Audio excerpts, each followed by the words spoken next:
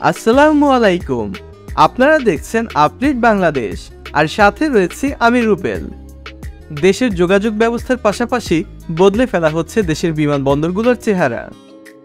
বিভাগীয় বিমানবন্দরগুলোর সক্ষমতা বাড়ানোর পাশাপাশি দেশের প্রধান বিমানবন্দর হযরত শাহজালাল আন্তর্জাতিক বিমানবন্দরের তৃতীয় টার্মিনাল নির্মাণের মাধ্যমে আকাশপথে যাত্রী পরিবহনে যোগ হচ্ছে অত্যাধুনিক সব সুযোগ সুবিধা। দেশের চলমান মেগা প্রকল্পগুলোর নির্মাণ কাজ নির্ধারিত সময়ের মধ্যে শেষ করতে হিমশিম খেতে হলেও জাপানি ঠিকাদারি প্রতিষ্ঠানের মাধ্যমে যে প্রকল্পগুলো চলছে সেগুলোর কাজ নির্ধারিত সময়ের মধ্যেই শেষ করে আমাদের সবার ভালোবাসা এবং বিশ্বাস জিতে নিয়েছেন তারা।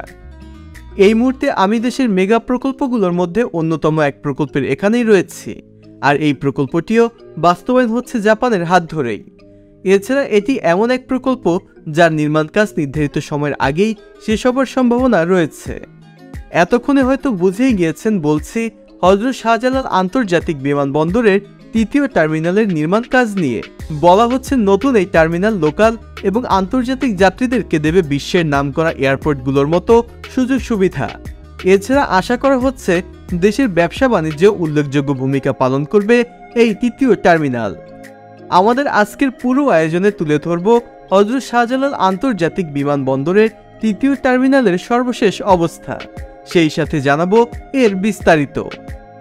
এখানে ডান দিকে এটি হচ্ছে 1 নম্বর এবং 2 নম্বর টার্মিনাল, আর এদিকটায় চলছে তৃতীয় টার্মিনালের নির্মাণ কাজ। 1 এবং 2 নম্বর টার্মিনালের সামনেই এদিকটাতেও চলছে সড়ক পথ, সৌন্দর্য বর্ধনের জন্য ফোয়ারা, জলাশয় সহ অন্যান্য নির্মাণ কাজগুলো। বর্তমানে তৃতীয় টার্মিনালের মূল ভবনে চলছে গ্লাস ফিটিং এর কাজ। এছাড়াও 3 তলা বিশিষ্ট এই ভবনের উপরে আর্কিটেকচারাল ডিজাইন এবং স্টিল ফ্রেমের ফেব্রিকেশনের কাজগুলো করা হচ্ছে।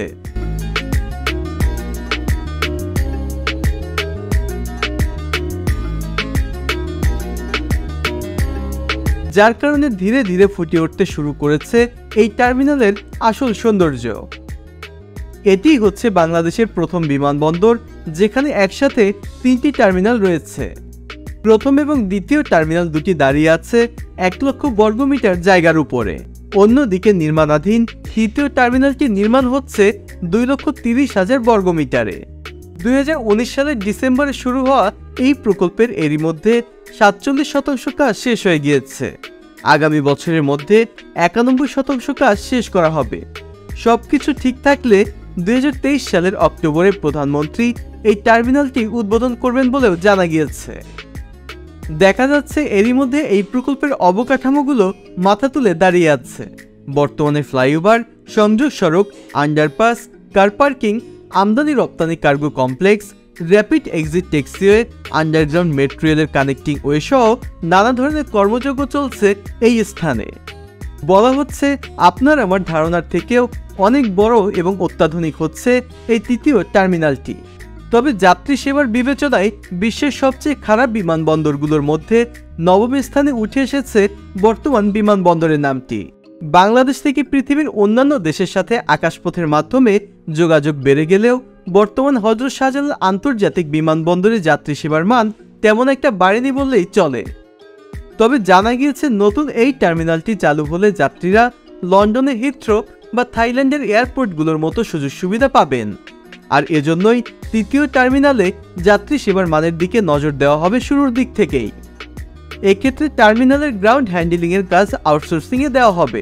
টেন্ডারের মাধ্যমে এই আউটসোর্সিংয়ের কাজ ছেড়ে দেওয়া হবে বেসরকারি খাতে। এরই মধ্যে দুবাই, সুইজারল্যান্ড এবং জাপানের অনেকগুলো কোম্পানি এতে কাজ করার আগ্রহ প্রকাশ করেছেন। যদি শেষ পর্যন্ত এমনটাই হয় তাহলে এই টার্মিনালে আর কোনো যাত্রীকে অবহেলার শিকার হতে হবে না।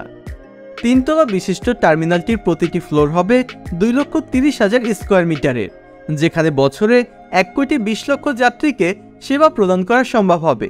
এতে করে নতুন পুরনো 3 টার্মিনাল থেকে সব নিয়ে বছরে 2 কোটি যাত্রীকে সেবা দেওয়া সম্ভব হবে। তৃতীয় টার্মিনালের সঙ্গে যুক্ত হচ্ছে ঢাকা এলিভেটেড এক্সপ্রেসওয়ে এবং পাতাল মেট্রো রেল। এর ফলে যাত্রীরা যানজট এড়িয়ে বিদেশগামী এবং বিদেশ ফেরত সবাই খুব সহজেই পৌঁছে যেতে পারবেন নিজ গন্তব্যে। এছাড়াও উত্তরবঙ্গ থেকে আসা যাত্রীরা ঢাকা আসলে এলিভেটেড এক্সপ্রেসওয়ে ব্যবহার করে খুব সহজেই এই তৃতীয় টার্মিনালে চলে আসতে পারবেন। এছাড়াও জাপানের হাত ধরে বিমানবন্দর সড়কে নির্মিত হবে মাল্টিমোডাল হাব, তাই যাত্রীরা পাবেন এখানে আরও অনেক বেশি বাড়তি সুবিধা।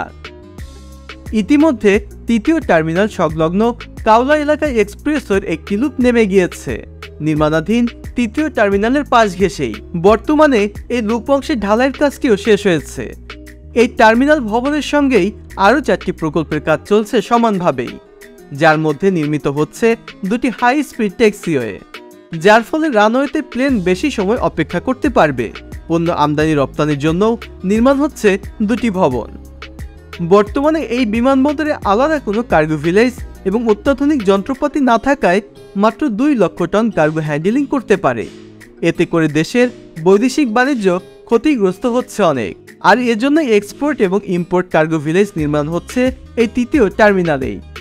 প্রায় 27,000 স্কোয়ার মিটারের কার্গো ভিলেজটি প্রতি বছর 2,73,000 টন কার্গো আনলোডের পাশাপাশি 35,000 স্কোয়ার মিটারের এক্সপোর্ট কার্গো ভিলেজ প্রতি বছর 5,47,000 টন কার্গো অফলোড করতে পারবে।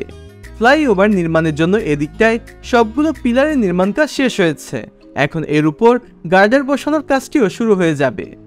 আর এদিকে নির্মাণ করা হচ্ছে আন্ডারপাস, আর এই দিকটাতে রাখা হয়েছে 2টি জলাধার, যেগুলো বিমানবন্দর এলাকার উচ্চ ফ্রিকোয়েন্সি শব্দগুলোকে কিছুটা কমাতে সহায়তা করবে। পাশাপাশি এগুলো সৌন্দর্য বৃদ্ধি করবে এই তৃতীয় টার্মিনালের।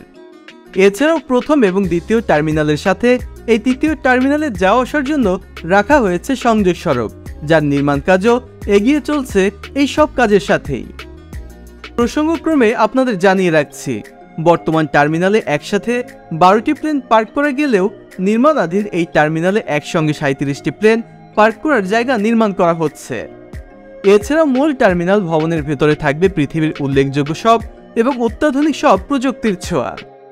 নির্মাণাধীন এই টার্মিনালটিতে বেশ কয়েকটি স্টেজ এসকেলেটরও থাকবে, এতে করে যারা বিমানবন্দরের ভেতরে দীর্ঘ পথ হাঁটতে পারবেন না তাদের জন্য অনেক সুবিধা হবে। এছাড়াও থাকবে 24টি বোর্ডিং ব্রিজ, যদিও প্রথম ধাপে নির্মাণ করা হবে 12টি। পরবর্তীকালে প্রয়োজন অনুযায়ী বাকি 12টি বোর্ডিং ব্রিজ ধাপে ধাপে নির্মাণ করা হবে। যাত্রীদের তৃতীয় টার্মিনালের চেক ইন বেল্ট থাকবে 13টি। আগত যাত্রীদের চাপ সামলাতে ও যানজট এড়াতে বিমানবন্দরের সঙ্গে সংযোগ সড়কেও আসবে পরিবর্তন। সবকিছু মিলিয়ে এই বিমানবন্দরের হাত ধরেই হয়তো বদলে যাবে বিমানবন্দরের পুরো চেহারা।